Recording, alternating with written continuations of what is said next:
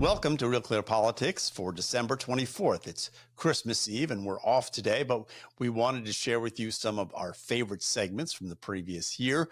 We start with Tom Bevan talking to Richard Porter, discussing the film Gladiator 2 and which character Richard thinks represents Donald Trump.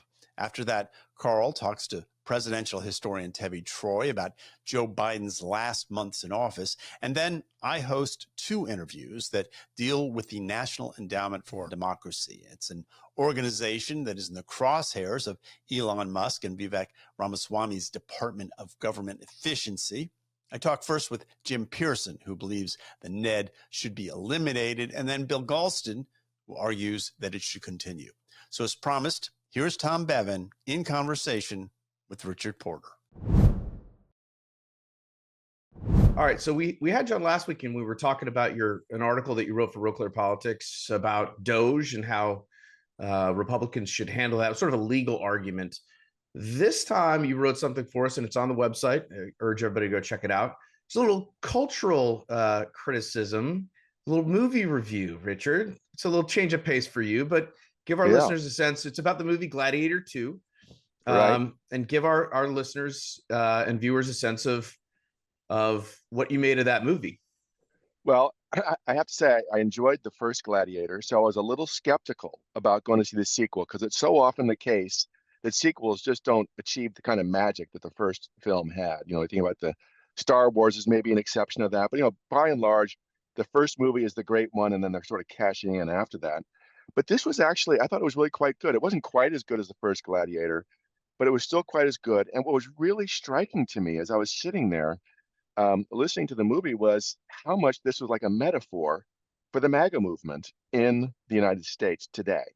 And so as I walked out of the theater, I did a search on whether anyone else had identified the kind of parallels between the scenes and the ideology and the ideas that were driving Gladiator 2 to what was going on in this country. And what was interesting, Tom, was I found out that the director himself, the director and the producer, he did make that analogy, but he made it exactly backwards. It's like he didn't even see his own movie, or he didn't understand what was going on in the country. Now, to be fair to him, he filmed it in 23, and so he had a perspective on the world and America, and it was kind of in circa 2023, and he wrote it no doubt before that.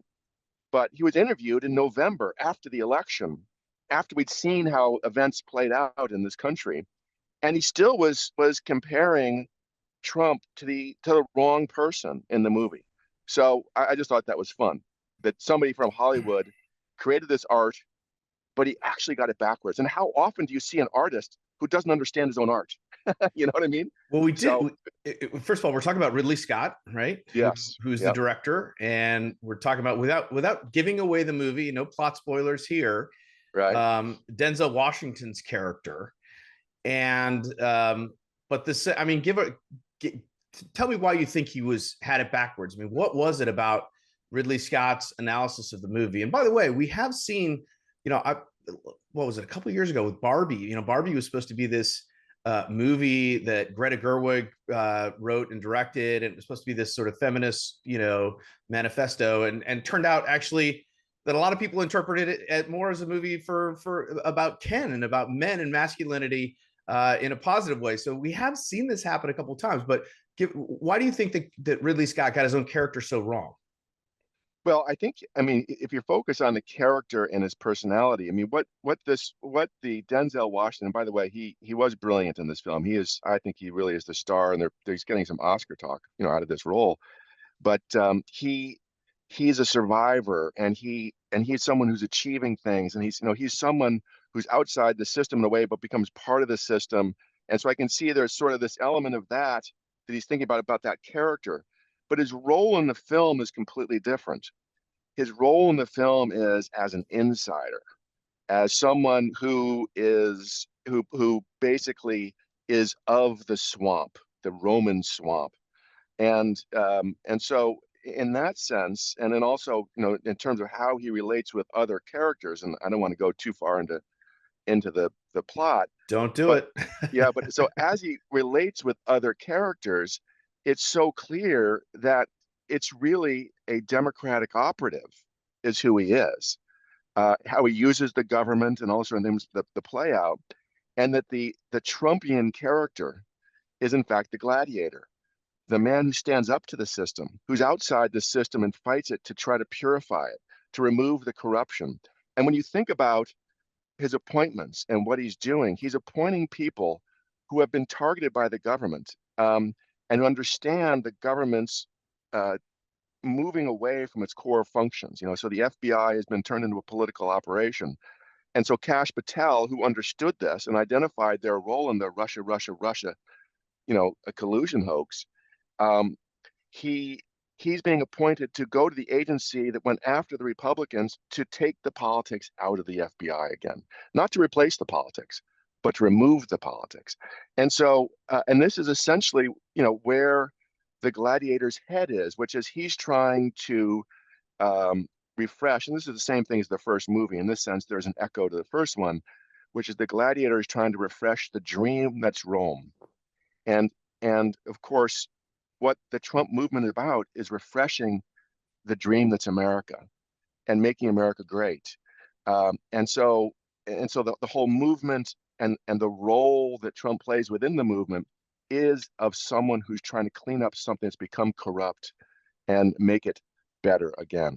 And so to me, that was just so obvious. And it's just interesting that Ridley Scott sort of lost it in the details of what he was doing. We're speaking with Richard Porter. He's a contributor to RealClearPolitics and a former lawyer and RNC committeeman from Illinois. Richard, you mentioned in this piece, every time we hear Rome mentioned these days, it's always a cautionary tale about America and how we've reached sort of, the late Republic stage right before the fall, and that's where we're headed. And certainly there's a lot of evidence to support that. I cite it all the time. You can see it everywhere.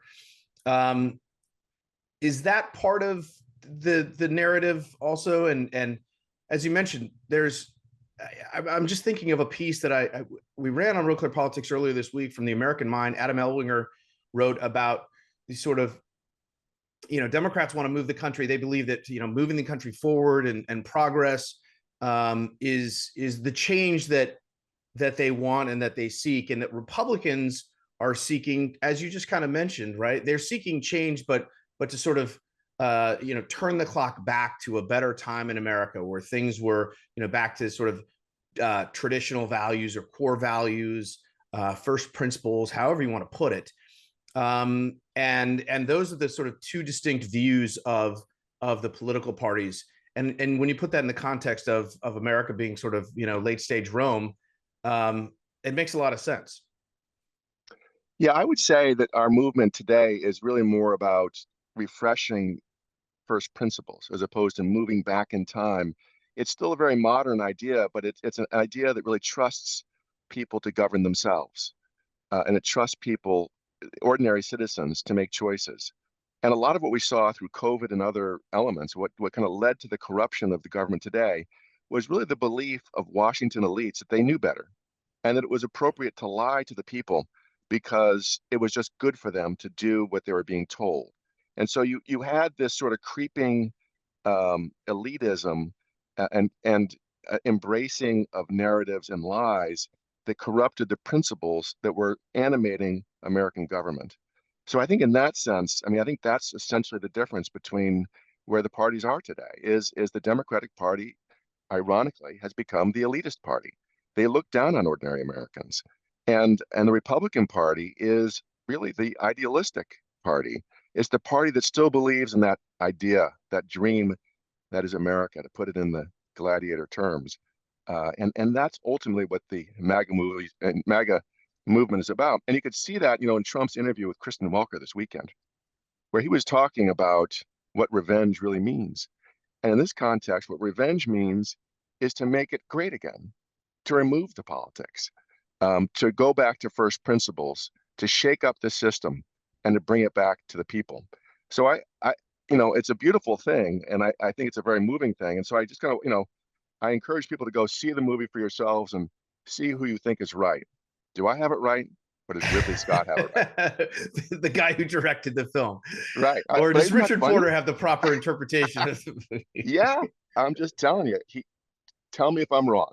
Okay. All He right. has it Well, wrong. challenge accepted. I've been wanting to see the movie. I have not seen it yet. And so I think like a lot of folks, I mean, I love the original movie. Whenever it's comes up on, one of the cable channels, I can't turn away. I have to sit there and watch it, even if it's for the full 3 hours, So I will accept that challenge. I'm going to watch the movie and we'll have you back and I'll tell you whether you got it right or wrong. Okay. All right. Love it. All That'd be right. great. We'll have to leave it there. Richard Porter, thanks for joining me. Appreciate it. Thanks, Tom. Talk to you soon. All right. Welcome back to the program. I'm Carl Cannon, Washington Bureau Chief of Real Clear Politics. Talking now with Tevi Troy, who's a columnist and just an all-around smart guy. He's a senior fellow at the Reagan Institute. And he's also, I want to mention his book. Tevi's the author of The Power and the Money, which was named by The Economist as one of the best books of the year. So The Power and the Money. Tevi, welcome to the show. Thanks for having me. I appreciate it. Now, you have a recent column in the Wall Street Journal, which I wanted to talk to you about, and then we'll just get talking about presidents in general. You and I both realize when you cover a president, you're covering an institution, you're covering the presidency, not just the person who's in office. But just tell our listeners and viewers just a little bit about your column in the Wall Street Journal, and then we'll be off and running. Sure. And I'm so glad you said that about the presidency, because that's how I see what I do. I'm covering the presidency. And in my books, I cover the presidency and big topics like CEOs or infighting or disasters. And it's an important American institution. And I think we should respect it, revere it, treasure it, but also protect it and make sure it's there for us to save us from maybe fascism on the right or socialism on the left. It's an important bulwark against excess in American life. And my piece in the Wall Street Journal this week is about what happens when a president is leaving office. He still has the authority, he still has the title, but does he really have the go-ahead from the American people to start bold new initiatives, to do things that maybe they signaled their displeasure about in November? And these days we have a relatively shorter transition period. In the old days, it used to be from November till March. So it's almost half a year when Herbert Hoover was still president, kind of drifting and trying to figure out what to do about the Great Depression before Franklin Roosevelt came in. Now it's a much shorter period from November to January, but still there's a lot that a president can do in that period. And that's what I wanted to get into. Well, you mentioned the 1932 election. And so as the calendar turned in 1933, a bank was failing every day in this country, every 6 hours. Roosevelt wouldn't speak to Hoover. American people in their wisdom, with the help from the Congress and the legislatures, changed it to January 20th from, I think it was March 4th. But Yep. My question, let's talk about that for a minute. Is that still too long in this day and age? And here's the context. I'm asking that question, Tevi. This week, Joe Biden went to Africa, to Angola. It appears that he may have fallen asleep during a meeting. He was shuffling around. He wasn't. He's 82. I have great empathy for the man, and Donald Trump is like negotiating with President Zelensky. It's like, and you can't have two presidents at one time, and you can't have no presidents at one time. And I guess I'm wondering, should we change it again and make it shorter? Yeah, it's a really terrific question. It is definitely the case that it was a good move to change it from March to January. Now, would you move it up from January? The reason you need that period from November to January is for the transition, but we now have a presidential pre-election transition act that requires both parties, if they are challengers, to have a paid for by the government transition effort in place before the election. So maybe now with that pre-election transition system that we have in place, maybe it would make sense to have the transition period shorter. And in some ways, I do like the period when a president's going out because it allows the president to leave with dignity. One of my favorite stories, I'm sure you remember this, is when George H.W. Bush was leaving office and he invited Dana Carvey to come to the White House and do his imitation of George H.W. Bush to cheer up the staff around Christmas time. And so I watched that clip on YouTube recently. It's great. Yeah. Everybody listening should watch that clip. If you just watch that clip, you would know Bush had lost the election. He was a happy man and a classy person. I don't know. Classy, very gracious. Yeah. Well, okay, but now we don't quite have that, do we? Alas. No, look, presidents can do a lot of mischief. I don't like what President Obama did on his way out the door when he refused to veto a resolution that was an anti-Israel resolution that a typical president, an American president, would have always vetoed. He was trying to do it as a kind of a kick to Israel on the way out the door. I didn't think that was a classy move at all. So No, and what, and mischief. Well, it's a contrast. Bill Clinton, who, people around him told me, and I don't mean this as a negative, that he really wanted to win a Nobel Peace Prize. He coveted that, but he coveted it for the right reasons. He wanted to bring peace in the Middle East. And so when on the way out the door, I'm thinking, so Bill Clinton is leaving office, George W. Bush is coming in. So he replaced one Bush and was replaced by another. And he was doing two things in that transition, Tebby. One is really trying hard to get a peace deal and he got a great deal for the Palestinian people, and it would have brought peace to Israel. And of course, Yasser Arafat rejected it, showing a candid world that Palestinian leadership didn't really want peace. They wanted something else. At the same, and he didn't win the Nobel Prize and he didn't get the peace deal, but he also was pardoning his cronies, including Mark Rich, a person who was a fugitive who had never even answered the justice. And that was, we've forgotten about that now, but you'll remember, Tebby, that was a black mark against Bill Clinton. People didn't think it was what the president should be doing on his way out the door. And now we have a president, again, pardoning his son. Yeah, well, first of all, obviously, I didn't forget about Mark Rich. I even mentioned him in the journal piece. That's my bread and butter as a presidential historian. But I'm glad you mentioned the thing about Clinton and Arafat, because Clinton really did work very hard in those last days to get a deal. And he did get a good and a fair deal for the Palestinian people. And he had this conversation with Yasser Arafat, who was the terrorist leader of the Palestinian Authority. And he said, as he was leaving, Arafat said to him, "You're a great man. You're such a great man." Arafat would always kiss up to people. And Clinton was mad. He said, "I'm not a great man. I'm a failure, and you made me one because you rejected the deal." And the failure thing, your point, it kind of set off a light bulb in me. I didn't quite realize this. He wasn't saying I'm a failure because I didn't get peace. I'm a failure. I'm not going to get the Nobel Peace Prize because you rejected the deal. Well, I at the time, and I covered Bill Clinton, I thought that was, petty's the wrong word, but I thought it was that old phrase, keep your eye on the prize. I don't think he should have had his eye on the prize, but in hindsight, the Nobel Prize would have been fitting, and it would have signaled that he did get a deal. So I'm much more charitable to Bill Clinton now in that regard than I was at the time, especially what's happened in Israel. He tried, and the Trump administration tried, and I sometimes despair that we'll ever get peace there. But let me talk about another country now, Ukraine. So Donald Trump, when he first came in, you'll remember this, before he'd even been inaugurated, and late in this time of the year in 2016, the FBI was sort of running a sting operation on Michael Flynn. And, Joe Biden himself was talking in the Oval Office with President Obama about, the Logan Act, which is, private citizens are supposed to negotiate on behalf of the American government. You could argue Donald Trump is sort of openly violating the Logan Act and talking about it publicly. It's probably an unconstitutional law and it's never really been enforced. But I question whether the president-elect should be negotiating peace deals. As a presidential historian, Debbie, will argue with me or back me up here. Well, first I want to talk about the Logan Act, because the only time the Logan Act is ever enforced is by opinion columnists and editorial writers. Nobody else enforces the Logan Act. So I think it's a good thing to point out, but it's not a serious thing. But you say that the president-elect should negotiate peace deals, and I get it, but should the outgoing president negotiate deals that bind the hands of the incoming president? And that's a good question too. This is, as you say, it's a very strange period. But Tevi, this brings us back to where we started. Let me take a small commercial break here. I'm talking to Tevi Troy, who's a senior fellow at the Reagan Institute and author of The Power and the Money, which The Economist says is one of the best books of the year. I'm Carl Cannon, Washington Bureau Chief for Real Clear Politics. Tevi, we've come full circle. So in 1933, late Christmas time, 1932, and into the new year, FDR wasn't going to be inaugurated until March 4th.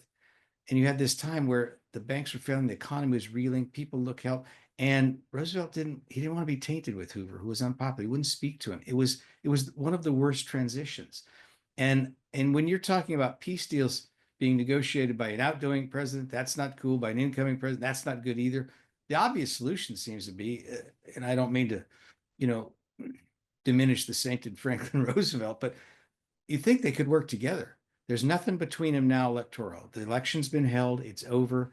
It seems to me that you could have an incoming president and an outgoing president, and they would have, sort of twice the credibility. They'd be speaking for the entire American people. Wouldn't that be the best system? It would. And let's say the way I look at it, there's three scenarios. One is where the incoming team kind of defeats the outgoing team, which is kind of what happened here, even though Biden wasn't on the ballot, Trump defeated the sitting vice president. Another is where the incoming team succeeds the outgoing team. That happened with George H.W. Bush when he left and took over for Reagan. They were working cooperatively, although many maybe Reagan aides, as you recall, thought they would keep their jobs in the Bush administration and didn't get to. And then the third is where you have opposite teams, but they're willing to work together. And I think about George W. Bush, who went out of his way to be helpful and cooperative to the incoming Obama team and instructed his staff, no midnight regulations, cooperate as much as you can. This is going to be the best outgoing transition ever. So there are three scenarios and they play out differently.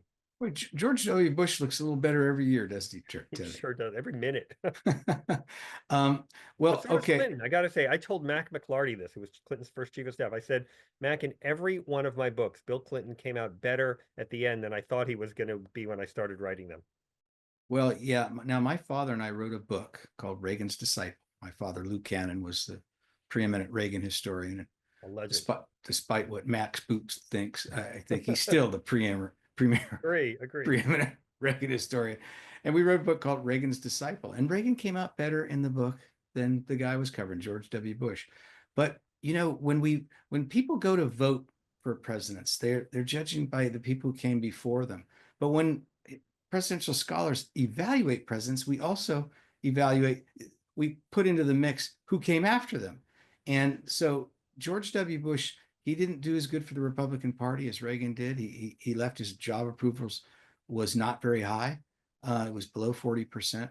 But the way he's behaved as next president, it seems to me he's given Jimmy Carter a run for his money as one of the great former presidents.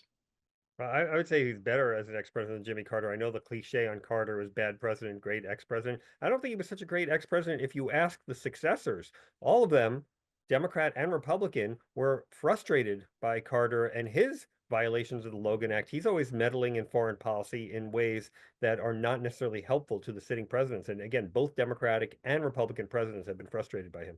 Well, I'll say one good thing about Jimmy Carter, since we're being charitable today, Tevi. He really elevated human rights and made it part of American foreign policy, and it has been ever since. And so I think let's end on that, on an up note. I'll agree with you on that. All right. Welcome back to Real Clear Politics on SiriusXM. My next guest is James Pearson. He is the former president of the William E. Simon Foundation, and he's an occasional contributor to the New Criterion. So, Jim, welcome to the program. Thank you, Andrew. Glad to be here. So, Jim, I wanted to talk to you today because you have a fascinating piece in the New Criterion, which we linked to on our front page today. It's about the National Endowment for Democracy, which may become a target for Donald Trump's new Department of Government Efficiency. It's a great piece because, at least to me, it does a couple of things. It describes why, in your view, the NED went off its rails and how it has become an entity that deserves to be defunded. But it also points out some of the reasons why it's going to be so hard to cut even what you think is a bad government program once it's been established. So with that as an introduction, what is the NED and what's gone wrong there? Well, yes, it's a good question, Andrew. The NED is one of these small agencies in Washington that has managed to get its foot in the door going back to the 1980s when it was started. And it has beaten back many efforts to close it down.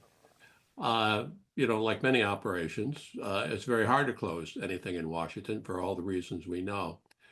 So the National Endowment for Democracy started in 1983. It was started as a Cold War operation. Yeah, this was Reagan, right? President Reagan, as part of the Cold War. And, Reagan was picking up on some ideas from JFK and from Jimmy Carter and from others that we needed to fight the Cold War on the plane of ideas, not just military, not just bombs and that sort of thing, but let's fight them on the plane of ideas, democracy versus communism. And that was the reason it started. Now, many people thought when the Cold War ended that it should be wound down. But like many things, it found a new mission and has continued for 30 years since the Cold War ended. Now, the NED is, however, a private charity. It's a private organization, has its own employees, own board of trustees. It operates on a $320 million appropriation each year from the Congress. And in that sense, it's a little bit like, say, the Corporation for Public Broadcasting, which gets a $500 million appropriation from Congress. So that is, I believe, more of a formal government agency. Right. But NED is private. Its employees are private. Board of Trustees governs the operation. It runs on taxpayer money. Its mission is to promote the idea of democracy around the world. And with that money, it supports a journal called the Journal of Democracy. It supports a media program, a free press program, and it makes about 2,000 small grants per year to organizations operating in foreign countries with the idea of promoting democracy. Right. I mean, all sounds good to me. I mean, what's the means problem? a free press, labor unions, competitive elections, that sort of thing. Right. And that's what it's done over the years. Now, so what is the problem today Right. with the NED as it's morphed into its current form? Well, one of the issues is that it developed this idea of democracy according to which populist and nationalist movements are anti-democratic. So we understand what dictators are in Russia, Putin, and China, and Venezuela, and in other places. But now they're claiming that movements that are supported by populist and nationalist groups are anti-democratic. So that would include, say, Orban in Hungary. Would include some of the movements that you see in Eastern Europe and Poland and in other places. And surprisingly, for many of the people at NED, it includes Donald Trump as well. And that is now we're getting kind of to the core of the problem. So one issue would be that NED is funding programs in foreign countries, countries which are not necessarily adversaries of the United States. Right. Poland, for example, Hungary, for example, Saudi Arabia, for example. These aren't necessarily adversaries of the United States, but they're supporting pro-democratic programs there, which may destabilize the governments there, which are not necessarily the interest of the United States. The other point is that they've decided that Donald Trump somehow fits in to this problem of autocracies around the world fueled by nationalist and populist movements. So one of the major trustees of NED is a scholar by the name of Anne Applebaum, very distinguished scholar that has written about the Soviet Union, the concentration camps in the Soviet Union, and she has written a book called Autocracy.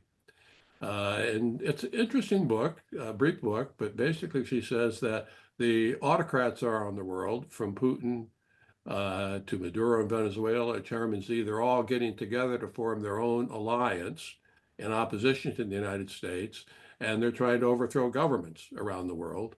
And they believe that she believes that Donald Trump is sympathetic to this. Robert Kagan, another person who's been involved in this, has written a similar book on the same subject. Various writers and scholars at NED have written similar articles attacking Donald Trump as a fascist, a new version of Hitler or Stalin or Mussolini, along those lines. Indeed, Kamala Harris's campaign, in which she made this case, seems as if it was lifted from the NED's playbook against Donald Trump. Now, the NED is not supposed to be involved in domestic issues. It's supposed to work abroad. Right. And the idea that they would now judge Donald Trump and the Republican Party as an anti-democratic force in the United States is extreme. Yeah. So I understand the sort of arc of the thinking. I can see how, as all entities in Washington, and this I think is one of the sort of underlying lessons of your article, is that these entities, once they're established, you can't kill them. It's very difficult. Why do you advocate cutting funding for it and not just reforming it, getting rid of some of the people you think shouldn't be on the board, getting a new president, doing that sort of thing? Well, my article says that the new DOJ Commission has the NED in its sights. Yes. Based on some of the conversations I had, is one of the things they're looking at. And I listed some of the things that has come to my attention, some of the things that they're looking at. So I don't think you reform these institutions in Washington. And I don't know how you do that. You'd have to clean out the staff and the board of trustees and start over again. So I don't know that that's possible to do. Now that DOJ is serious about cutting spending, this would seem to be an opportunity actually to step in here. Since it is a private organization, you don't have to phase it out or worry about the employees. They're not employees of the federal government.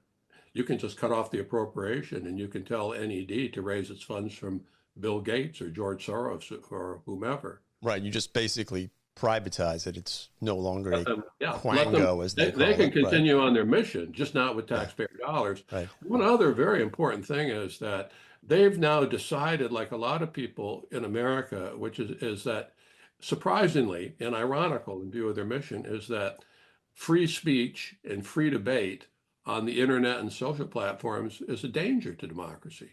We always thought that free expression worked hand in hand with the promotion of democracy, but they've now believed that misinformation is flooding the zone. Right. And misinformation is leading people to support autocrats around the world, including Donald Trump. So they've awarded, and you write about this in your article, the $230,000 to the Global Disinformation Index, which is a group out of the UK that ranks websites, news organizations, including RealClearPolitics, by the way, on a sort of scale of how much they are disinformation or misinformation.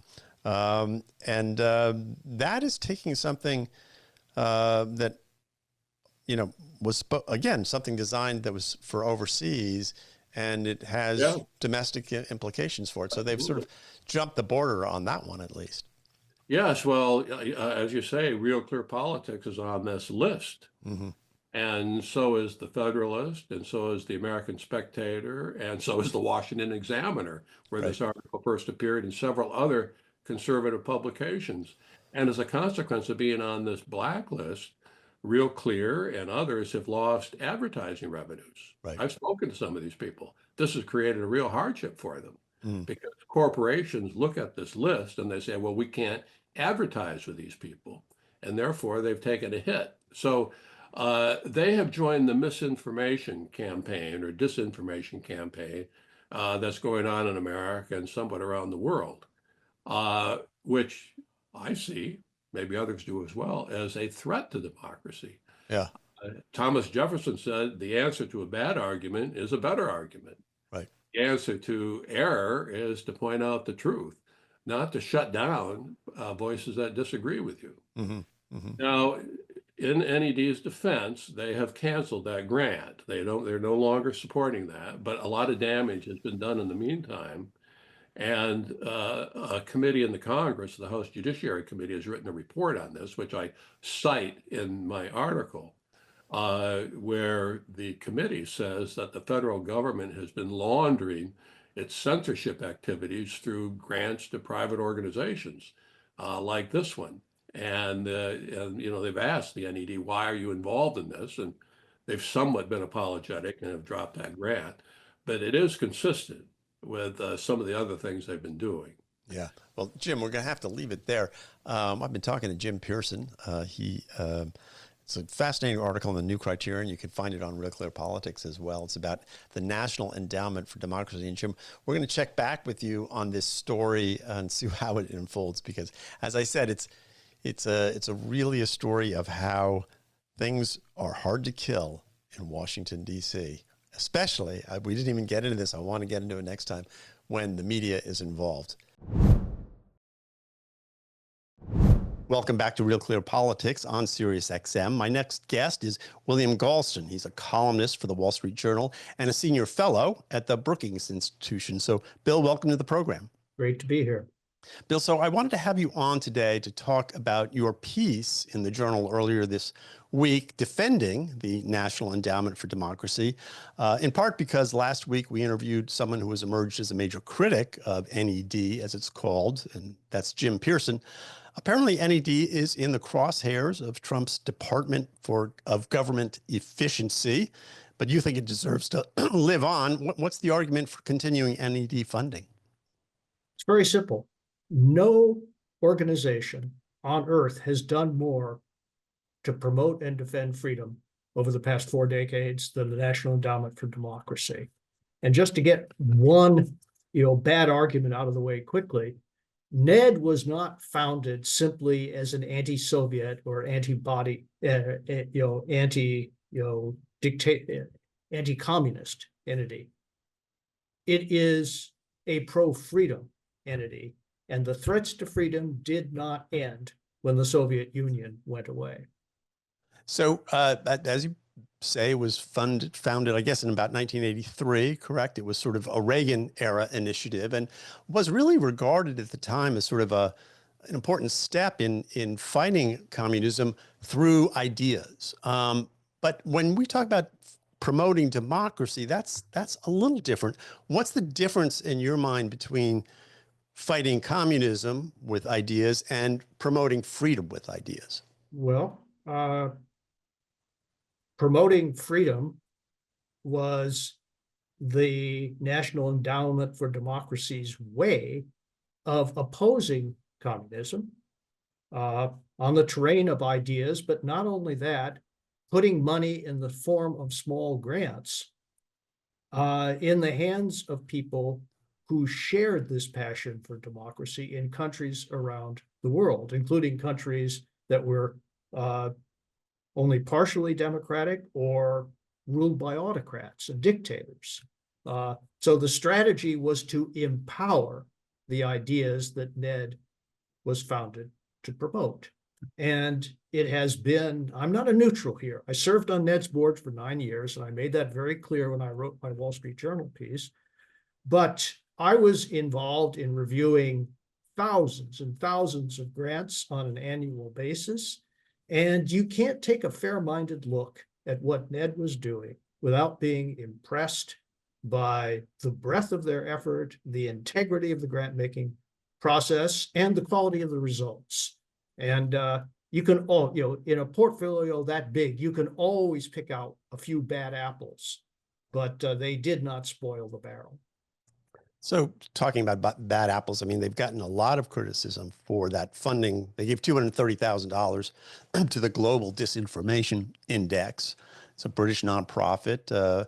What the GDI does is they compile a list of websites that they accuse of peddling disinformation. Then major advertising companies use that to blacklist American news organizations identified by GDI, or at least that's the accusation. I think the State Department got sued over this. And I should say that Real Clear ended up on this list because we publish articles we aggregate articles from a lot of different sources. So inevitably, you want to talk about bad apples. I mean, inevitably, we're linking to all sorts of different types of stories. But I mean, what do you make of that? People think that that was really an overreach, and also sort of was a way that the State Department got involved in domestic politics in a way that I don't think anyone would condone. Look, that grant was a mistake, and it's my understanding, subject to correction, that when these arguments were presented to the National Endowment for Democracy, they acknowledged it had been a mistake and terminated the grant. I am not defending that specific decision, but I am asking fair-minded listeners and viewers to put that in the context of more than 2,000 other grants the National Endowment made that year. I guess the other argument, and people should go back and listen to the interview with Jim Pearson. Really interesting to have these two interviews side by side. So I appreciate you coming on to do this. That the people, or at least the staff at this point, are not only, because they are pro-democracy or anti-authoritarian, some of them have identified Trump as being an authoritarian figure, and thus again have sort of crossed over into becoming a critique of American domestic politics as well as what's going on overseas. It is always possible to cherry pick staff, as it is possible to cherry pick grants. Mr. Pearson, among other things, picked out a couple of members of the board, including Ann Applebaum, whose pronouncements on autocracy and populism and nationalism he didn't particularly like. He went on to charge that those opinions had become integrated into the official charter of the NED, which is flat out false. The official charter has not changed, and there is no evidence that this perspective, which is no doubt shared by some members of the staff as well as some members of the NED board, has actually made its way into NED's activities. And so once again, the argument from particular examples to general conclusions is, in my mind, completely unpersuasive. And I'm sort of curious as to why they're sort of focused on zeroing out the budget. And Trump has done this before. I mean, back in, I think, 2018, he tried to cut NED's budget. NED gives a lot of grants to sort of 4 different groups: a labor group, a business group, and 2 others. You probably could tell us. There's a National Democratic Institute, right, which is 2 parties, Democratic right, oriented, and a Republican Democratic Institute, which is Republican oriented. Look, let me tell you what I think is really behind all of this. Please do. A central figure in this debate about national conservatism, populism, etc., is Viktor Orban. Oh, okay. And as I recall, Mr. Pearson made a reference to Viktor Orban.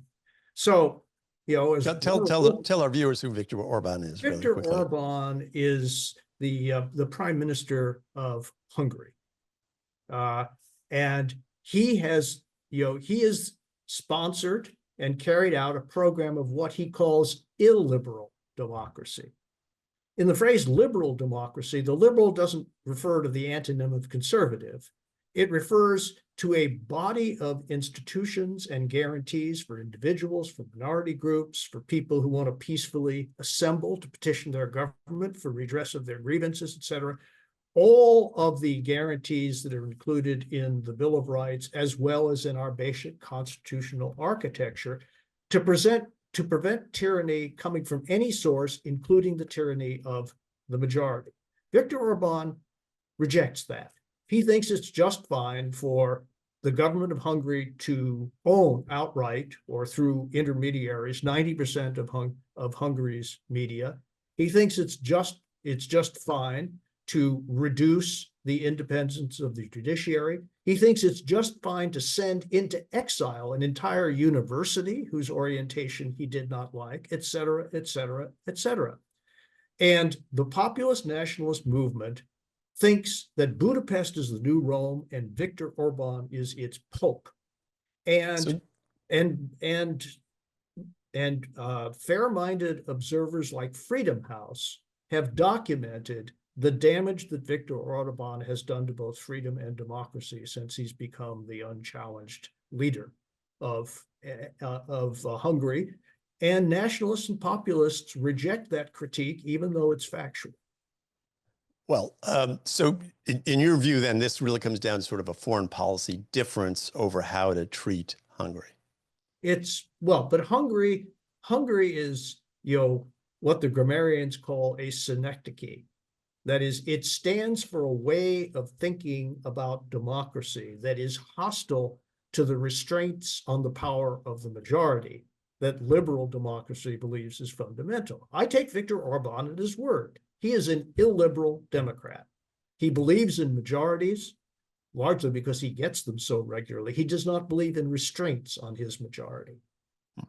And so we got about a minute left here, Bill, and I'm talking to Bill Galston. He has written this very interesting piece, it's on our front page today. As a matter of fact, it's on this National Endowment of Democracy question. What do you think is going to happen? I have no idea. I really have no idea. I hope that the many friends on both sides of the aisle that NED has developed over the past 40 years will come to its defense in its hour of maximum peril. Whether that will be enough, I don't know. Could it continue if government funding was cut? Because it's a non-government organization, it has its own board. True, but right now it receives about $300 million a year. Right. There's no way that I think private contributions could replace more than a small fraction of that. And it would be the end of the National Endowment for Democracy as we now know it. Well, Bill, we're going to have to leave it there. I really appreciate you coming on. We'll have you back. We're going to keep an eye on this story. It's very interesting.